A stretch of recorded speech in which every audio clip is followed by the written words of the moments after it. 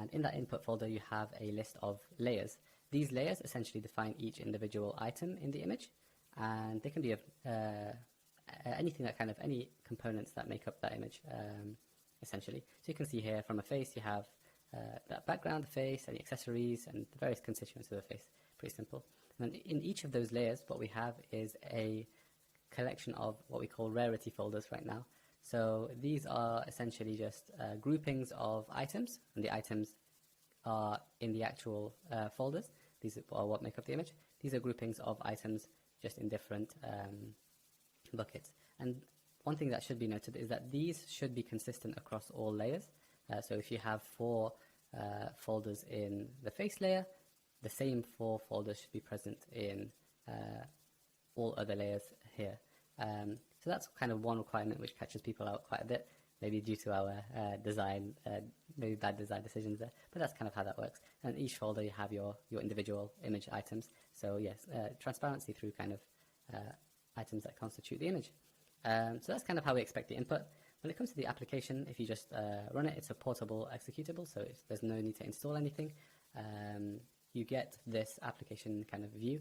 Again, this is how it currently looks at the time of making this. This is prone to change, but the basic idea should remain. So typically, the first thing you should do is select the input folder and select the input folder we kind of mentioned. What the application then does is it loads the layers in kind of one list, and then the rarity folders we mentioned earlier in another list.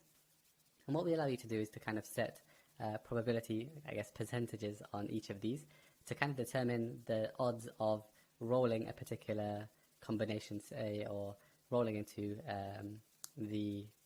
that particular layer, so or bucket as well. And that allows you to kind of customize relatively decently, as long as you don't generate too many images, the rarity of each parts in your image. And then you can see here we have a kind of preview component which allows you to just play around with this, test a few things out. So one thing you can also do is move around these layers. So you can see here background should really be at the back, and if I put it at the back of the image, then you get a few extra components. And the way the image works is the layers which are towards the top are towards the back of the image, and the more you bring the layers forward, say, the more forward in the image it goes. So you can see here the background is moving more and more forward, things are obscured, and now it's right at the front. So that's kind of how you align your image in this tool. And what this tool also allows you to do, I mentioned, is to set certain probabilities of items. So say we want only 10% of our images to have this face, this face. What we mean here by face is the circle outside. You can set this percentage here, and then when the image does generate it, only 10% of the generated images, of the rolled images, I should say, or there's a 10% chance of rolling into the face layer. Obviously, if you generate all possible combinations for the inputs you give, the percentage, we don't duplicate images. So one thing this program does do is only output unique images. So if you roll all possible combinations, that will mean that the rarity is not decided by this, it's decided by just what possible combinations are there from your input components, if that makes sense. Anyway, let's not delve too deeply into that. So the way the image is generated is there's a certain percentage to go into every single layer, and if you go into that layer for a particular image, there's also this percentage here to kind of go into each rarity folder. That allows you to customize, say, certain rarer items you might want, or certain categories, down to you really. But 2 roles, one to select the layers, or a bunch of roles to select the layers, 1 role for each layer, and then 1 extra role to determine which folder you go into. And once you're into a specific folder, just a random item is picked from there and selected to be added here. So that's how an image is constructed. I hope that's kind of clear. I realize I've rambled a little bit. But next, before you generate, you might want to select how many kind of images you want to generate. So I'll set this to be 50. And then you're able to select the art base name. What this does it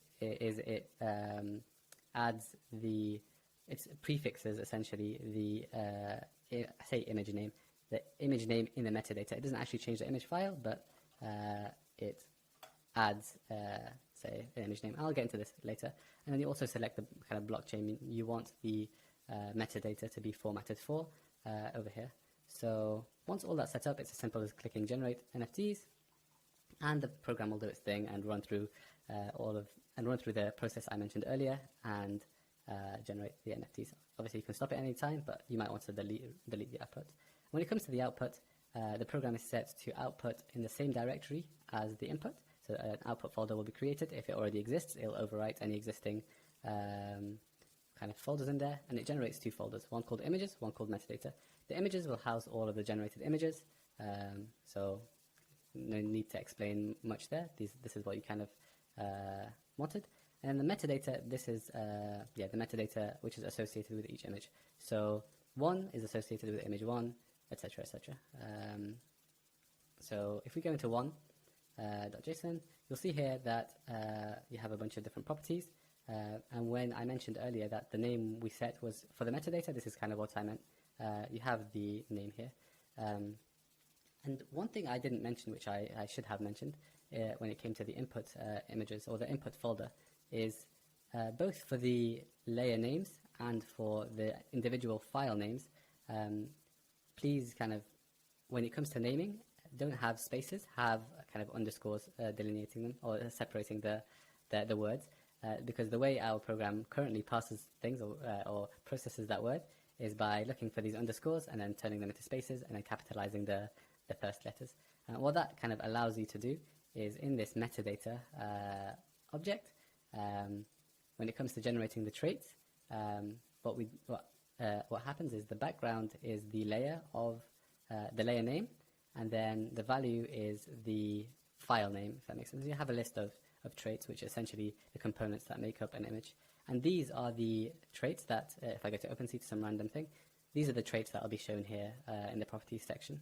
So here, the glasses would be the layer name, Tough Ape would be the image name in this particular case.